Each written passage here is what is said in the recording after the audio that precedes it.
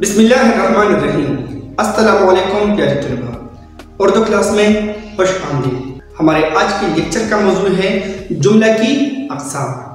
اردو ادب میں جملے کی بہت سی اقسام ہیں، فی الحال ہم اس کی دو مشہور قسموں کا ذکر کرتے ہیں، یعنی جملہ خبریہ کی اقسام کا جملہ اسمیہ اور جملہ فعلیہ۔ جملہ اسمیہ اور جملہ فعلیہ جملہ خبریہ کی اقسام ہیں، یعنی جملہ خبریہ وہ جملہ ہے جس کے سننے سے سامع کو معلوم ہو کہ کہنے والا کسی ماجری کی خبر دیتا ہے، اور جب کہنے والا کسی ماجری کی خبر دے گا تو وہ جملہ یا تو اسمیہ ہوگا یا فعلیہ ہوگا، یعنی اس جملے میں مسند الیہ یعنی اسم کی یا صفت یا خبر دی جائے گی، یا مسند الیہ یعنی اسم اس میں کوئی فعل کرے گا۔ جملہ الفاظ کی ایسی مجموعی کا نام ہے جس سے بات پوری طور پر سمجھ آ جائے۔ ہر جملے کے دو حصے ہوتے ہیں جن کا آپس میں گہرا تعلق ہوتا ہے۔ اس تعلق کو قواعد میں اسناد کہتے ہیں۔ جس شخص یا چیز کی نسبت یا تعلق ہو اسے مسند، اور جس کے ساتھ تعلق یا نسبت ہو اسے مسند الیہ کہتے ہیں۔ مسند الیہ ہمیشہ اسم یعنی نام ہوتا ہے۔ مسند کبھی اسم اور کبھی فعل ہوتا ہے۔ جملے کی تقسیم میں اہم اجزاء کو الگ الگ کرتے ہیں اور جملے میں نشاندہی کرتے ہیں کہ جملے کے اجزاء میں کیا کیا شامل ہے۔ فعل، فاعل، مفعول، اسم یعنی مبتدا، خبر، فعل ناقص وغیرہ کو الگ الگ کرنا، گویا جملے کو قطع کر کے الگ الگ اجزاء کے متعلق بتانا کہ جملہ میں کون کون سی اجزاء ترکیبی شامل ہیں۔ جملے کے دو بڑے حصے ہوتے ہیں، یعنی مسند اور مسند الیہ۔ چلو آؤ شروع کرتے ہیں۔ سب سے پہلے ہم جملہ خبریہ کی تعریف لکھیں گے، اس کے بعد جملہ اسمیہ کی اور جملہ فعلیہ کی باری باری اجزاء ترکیبی اور ترکیبی نحوی لکھیں گے، اور سب سے پہلے ہم جملے کے جو دو بڑے حصے ہیں یعنی مسند اور مسند الیہ اس کی تعریف لکھیں گے اور اس کی نشاندہی کریں گے۔ تو چلو آؤ شروع کرتے ہیں۔ جملہ اسمیہ اور جملہ فعلیہ کو سمجھنے سے پہلے ہمیں جملے کے دو بڑے حصے اور جملہ خبریہ سے آگاہی حاصل کرنا ضروری ہے۔ تو چلو آؤ پڑھتے ہیں جملے کے دو بڑے حصے۔ جملے کے دو حصے ہوتے ہیں، مسند اور مسند الیہ۔ جملے میں مسند کبھی اسم اور کبھی فعل ہوتا ہے، اور مسند الیہ ہمیشہ اسم ہوتا ہے۔ مسند جملے کا وہ حصہ جس سے یہ ظاہر ہو کہ کسی شخص یا چیز کے متعلق کچھ کہا گیا ہے، اسے مسند خبر فعل کہتے ہیں، جیسے کہ کھیل رہا ہے، سو رہا ہے۔ مسند الیہ جملہ کا وہ حصہ جو اس چیز یا چیز کو ظاہر کرے جس کی وجہ سے کچھ کہا گیا ہو، اسے مسند الیہ اسم کہتے ہیں، جیسے کہ بچہ، ہارون وغیرہ۔ جملہ اسمیہ اور جملہ فعلیہ سے پہلے آتا ہے جملہ خبریہ، کیونکہ جملہ اسمیہ اور جملہ فعلیہ جو ہے یہ بھی جملہ خبریہ کی اقسام ہیں۔ جملہ خبریہ وہ جملہ ہے جس کے سننے سے سامع کو معلوم ہو کہ کہنے والا کسی ماجری کی خبر دیتا ہے، اور جب کہنے والا کسی ماجری کی خبر دے گا تو وہ جملہ یا تو جملہ اسمیہ ہوگا یا جملہ فعلیہ ہوگا، یعنی اس جملے میں مسند الیہ یعنی اسم کی یا صفت یا خبر دی جائے گی، یا مسند الیہ یعنی اسم اس میں کوئی فعل کرے گا۔ اب جملہ خبریہ کی دو بڑے اقسام ہیں۔ جملہ خبریہ کی دو بڑے اقسام ہیں، یعنی جملہ اسمیہ اور جملہ فعلیہ۔ اب ہم اس کی باری باری تعریف لکھیں گے اور ساتھ میں اجزاء ترکیبی اور ترکیبی نحوی کریں گے۔ نمبر 1 پر ہے جملہ اسمیہ۔ قواعد کی روح سے ہر وہ جملہ جس میں فعل ناقص آئے اور جس کے دونوں حصے مسند الیہ اور مسند اسم ہو جملہ اسمیہ کہلاتا ہے۔ جملہ اسمیہ میں آنے والا اسم مسند الیہ کوئی کام نہیں کرتا، بلکہ اس کے بارے میں محض کوئی نہ کوئی خبر دی جاتی ہے، یعنی جملہ اسمیہ وہ جملہ ہے جس میں مسند الیہ اور مسند دونوں اسم ہو اور اس کے آخر میں فعل ناقص آئے، جیسے کہ حمید بڑا ذہین ہے۔ اس جملے میں حمید مسند الیہ، بڑا ذہین مسند اور ہے فعل ناقص ہے، یعنی یہ جملہ اسمیہ ہے۔ جملہ اسمیہ کے اجزاء۔ جملہ اسمیہ میں ہمارے ساتھ 3 اجزاء ہیں، یعنی مبتدا، خبر، فعل ناقص۔ نمبر 1 ہے مبتدا۔ جملہ اسمیہ میں مسند الیہ اسم کو مبتدا کہتے ہیں، جیسے کہ اس مثال میں حمید بڑا ذہین ہے۔ اس جملے میں حمید مبتدا ہے یعنی اسم ہے، اور جملہ اسمیہ میں اسم کو مبتدا کہتے ہیں۔ دوسرے نمبر پر ہے خبر۔ جملہ اسمیہ میں مسند کو خبر کہتے ہیں، جیسے کہ اس جملے میں حمید بڑا ذہین ہے، اس جملے میں بڑا ذہین ہے، خبر مسند ہے، یعنی جملہ اسمیہ میں مسند کو خبر کہتے ہیں۔ 3 نمبر پر ہے فعل ناقص۔ فعل ناقص وہ فعل ہے جو کسی کام کے پورا ہونے کو ظاہر نہیں کرتا، جیسے کہ حمید بڑا ذہین ہے، اختر دانا تھا، چاند طلوع ہوا۔ ان جملوں میں ہے، تا اور ہوا ایسے فعل ہیں جن سے پڑھنے لکھنے اور کھانے پینے کی طرح کسی کام کے کیے جانے کا تصور نہیں ملتا، یعنی یہ ایسے حروف ہیں جو بات کو پوری طرح واضح بیان نہیں کرتا۔ تن افعال ناقص ہے، تا، تے، تی، ہوا، ہوگا، ہوئے، ہوں گے، ہو گیا، ہو گئے، بن گیا، نکلا، نکلے، نکلی وغیرہ، یعنی یہ افعال ناقص ہے۔ اب ہم ترکیبی نحوی کے بارے میں پڑھیں گے۔ ترکیبی نحوی کسی جملے کے اجزاء الگ الگ کرنے اور ان کے باہمی تعلق کو ظاہر کرنے کو ترکیبی نحوی کہتے ہیں۔ اب ہم جملہ اسمیہ کی ترکیبی نحوی کریں گے اور مثالوں سے واضح کریں گے۔ جملہ اسمیہ کی ترکیبی نحوی۔ جملہ نمبر 1 ہے احمد ہوشیار ہے۔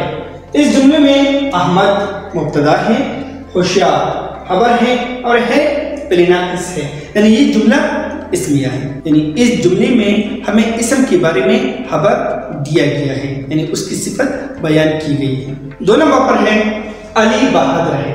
اس جملے میں علی مبتدا ہے، بہادر خبر ہے اور ہے فعل ناقص ہے۔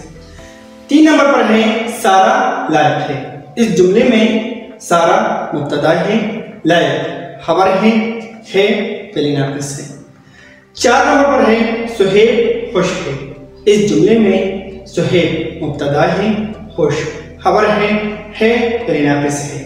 5 نمبر پر ہے تندرستی ہزار نعمت ہے۔ اس جملے میں تندرستی مبتدا ہے، ہزار نعمت خبر ہے اور ہے فعل ناقص ہے۔ 6 نمبر پر ہے شہریار بیمار ہے۔ اس جملے میں شہریار مبتدا ہے، بیمار خبر ہے اور ہے فعل ناقص ہے۔ 7 نمبر پر ہے ساجد کامیاب ہو گیا۔ اس جملے میں ساجد مبتدا ہے، کامیاب خبر ہے، ہو گیا فعل ناقص ہے۔ 8 نمبر پر ہے راشد فیل ہوا۔ اس جملے میں راشد مبتدا ہے، فیل خبر ہے، ہوا فعل ناقص ہے۔ 9 نمبر پر ہے ساجد افسر بن گیا۔ اس جملے میں ساجد مبتدا ہے، افسر خبر ہے، بن گیا فعل ناقص ہے۔ یہ تو تھے جملہ اسمیہ کی ترکیبی نحوی، یعنی ہم جب جملہ اسمیہ کی ترکیبی نحوی کریں گے تو اس میں ہمارے ساتھ 3 اجزاء آتے ہیں، یعنی مبتدا، خبر اور فعل ناقص۔ اب ہمارے ساتھ باری آتی ہے دوسرے نمبر جملے کا، جملہ فعلیہ کا۔ جملہ فعلیہ قواعد شروع سے ہر وہ جملہ جس میں فعل تام آئے اور جس میں مسند فعل ہو جملہ فعلیہ کہلاتا ہے۔ جملہ فعلیہ میں آنے والا اسم مسند علیہ کوئی نہ کوئی کام کرتا ہے۔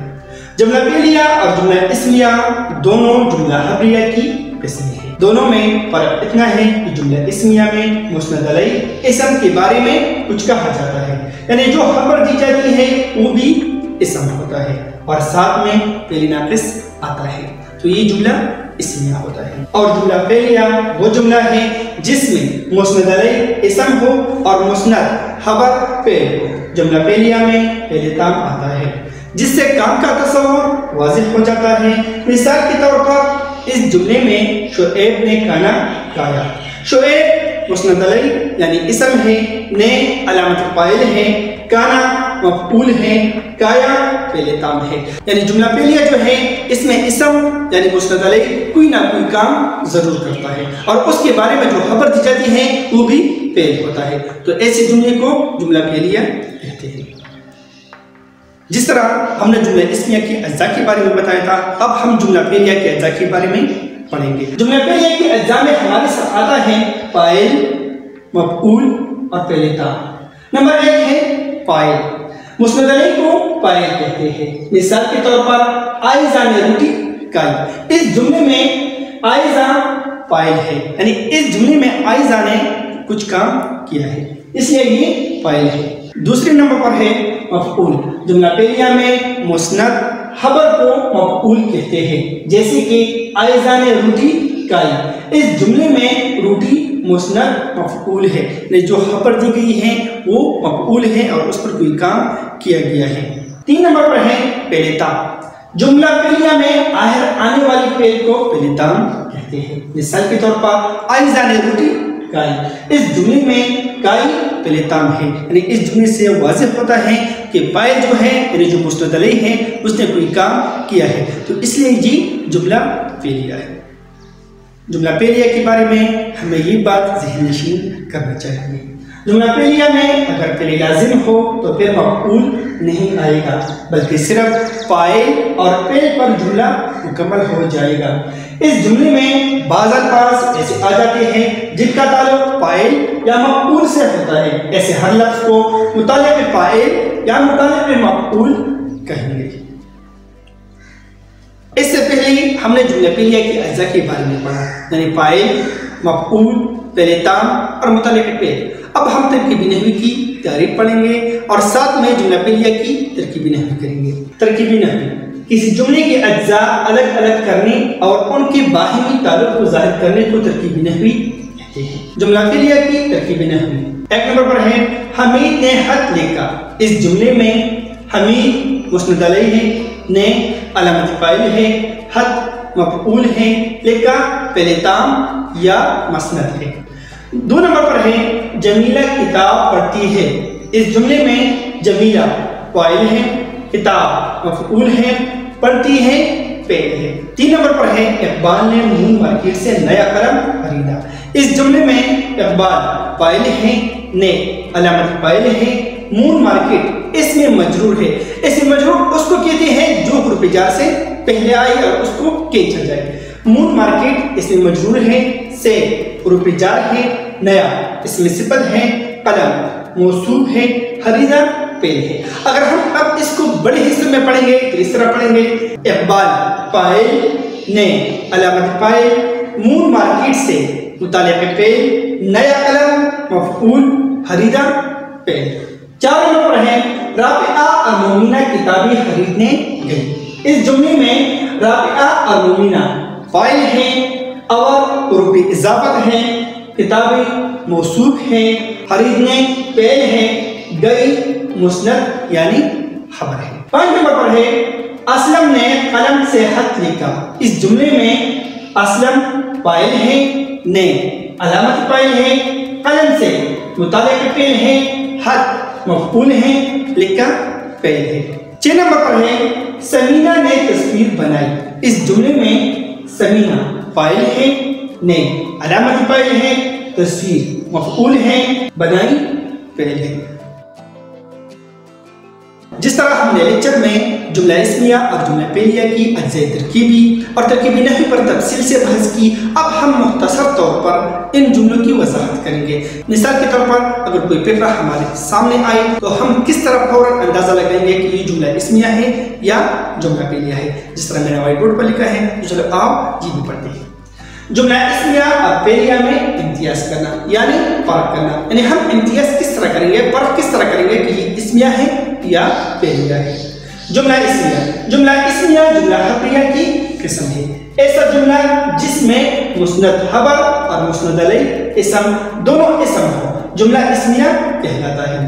جملہ اسمیہ کی مندرجہ ذیل 3 اجزاء ہے۔ نمبر 1 ہے مسند علیہ یعنی اسم، دوسرے نمبر پر ہے مسند خبر یعنی اسم کے بارے میں جو خبر دی جاتی ہے، 3 نمبر پر ہے فعل ناقص یعنی ہے، تا، تی وغیرہ۔ جملہ فعلیہ جس طرح نام سے ظاہر ہے کہ اس جملے میں فاعل جو ہوتا ہے، اسم جو ہوتا ہے وہ ضرور کوئی نہ کوئی کام کرتا ہے۔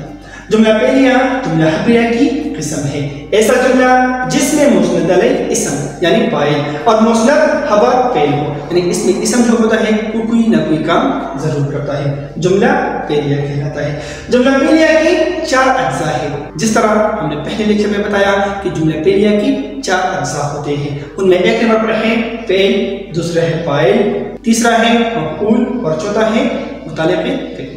جی طلباء، جس طرح ہم نے پہلے لیکچر میں بتایا کہ اردو ادب میں جملے کے بہت سارے اقسام ہیں۔ فی الحال ہم نے جملہ حویہ کی اقسام کا ذکر کیا، یعنی جملہ اسمیہ اور جملہ فعلیہ۔ آپ ان اجزاء ترکیبی اور ترکیبی نحوی کو ذہن میں رکھ کر اس طرح جملوں پر مزید مشق کیجیے۔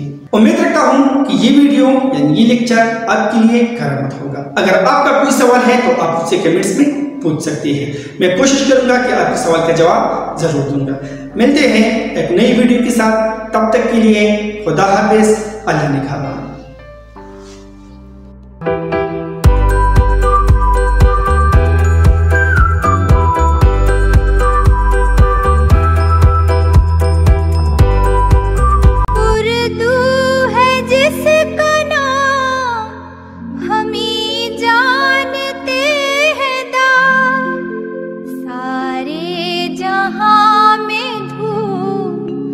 ہماری زبان کی ہے